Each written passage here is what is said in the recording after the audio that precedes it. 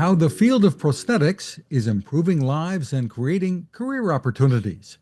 Welcome back to Techstination. I'm Fred Fishkin. Joining us is Steve Fletcher, Director of Professional Credentialing at the American Board of Certification. Hi, Steve. Good morning, Fred. Good morning. A pleasure to meet you. And this has been designated POP Month, POP. Give us the overview of what that means and what this is all about. Sure. POP stands for prosthetics, orthotics, and pedorthics, three different disciplines within our what we call POP profession. Prosthetics, as you may imagine, is the provision of an artificial limb for someone who has experienced a limb loss for a variety of reasons. So prosthetists are those healthcare professionals who evaluate, fit, and provide an artificial limb, depending on all that's going on and what limb they're missing. Orthotics is the provision of a brace, typically an orthopedic type brace for, again, a variety of conditions. Sometimes they're leg braces or back braces or arm braces or neck braces for typically orthopedic type of a condition that someone has. They've had an injury, they were born with some type of condition that requires a brace to help stabilize a body part. Pedorthics is a part of the orthotic side of the profession, but it focuses really on foot and ankle issues, patients who require a foot orthotic you might be familiar with, or some kind of an intervention for their feet to address a concern that they have. Tell us more about the designation of a month for this, what the objectives are. Yeah, March being Pop Month, we're celebrating the profession. Really, mostly our goal is to bring awareness of the profession. Um, Prosthetics and orthotics and pedorthics is a really amazing profession. Pop professionals have an amazing interaction with people in need of this type of care. It's a very interesting blend, Fred, between seeing a person one on one, evaluating them, fitting them with the device, and also working in a lab and working with a lot of amazing new materials and components and technology. And so that blend is really of great interest to a lot of different individuals. We are trying to bring more awareness of the prosthetic and orthotic and pedorthic professions, just because there's always a need for people to join the profession. Tell us about the role technology is playing these days in improving mobility and lives out in the field. Yeah, it's quite an amazing thing, Fred, that over the last decade or two, the technology side of our profession has really exploded. It has just enhanced and increased significantly. A couple examples that people may have heard of is 3D printing. We call that additive manufacturing, but it's a whole new way of fabricating a device that can be made extremely custom to an individual person's needs. The 3D printing it's just a tool that is being used more and more. You know, in the old days when I first entered the profession, when we wanted to make a custom device for someone, we had to take a plaster cast of their limb, part of their limb, and then make a mold and then make the device over that mold. Nowadays, it's very common for someone to take a laser scan with a scanner.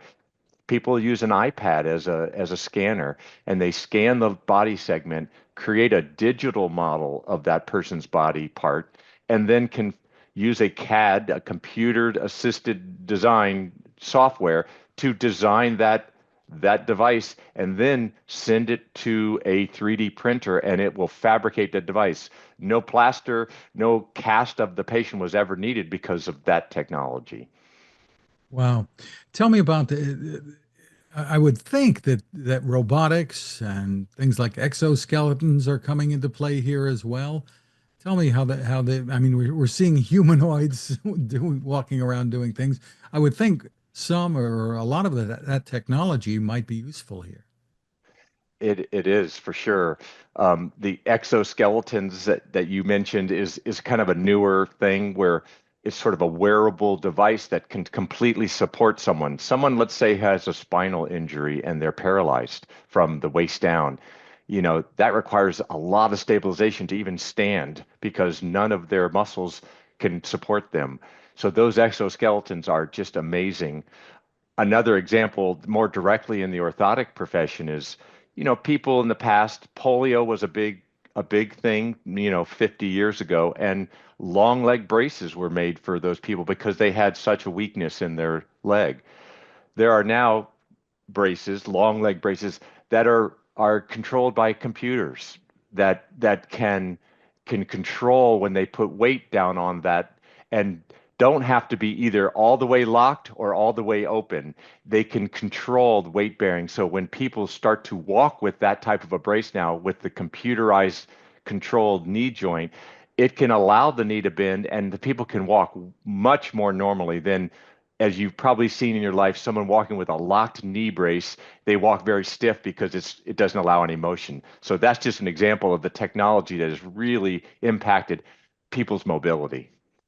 Tell us more about the types of jobs. You mentioned trying to attract people to go into these professions. Tell us about the types of jobs that you're talking about. Yeah, there's lots of different roles within the pop profession. I'm a certified prosthetist orthotist. I'm a clinician and so that is a role within our profession, requires, a formal education at a master's degree level and some clinical training and actual residency for clinical training. And so that's sort of the highest level within our profession, but there's a lot of other roles.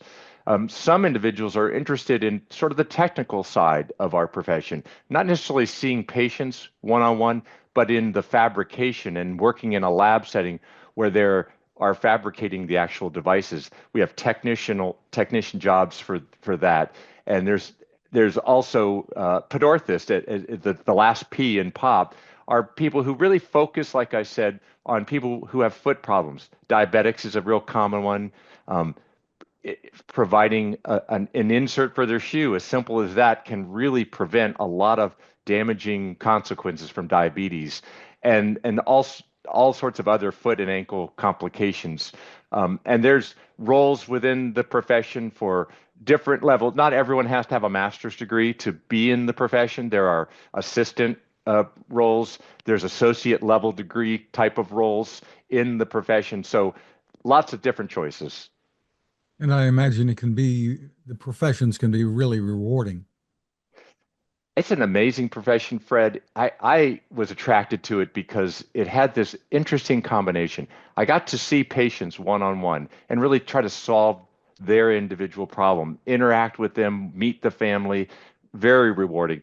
But there was a whole nother half where you go into what we call an O&P lab, and you have to work with materials and components, and you have to design the device because so much of what we do in orthotics and prosthetics is custom fabricated. It's made specifically for that one patient.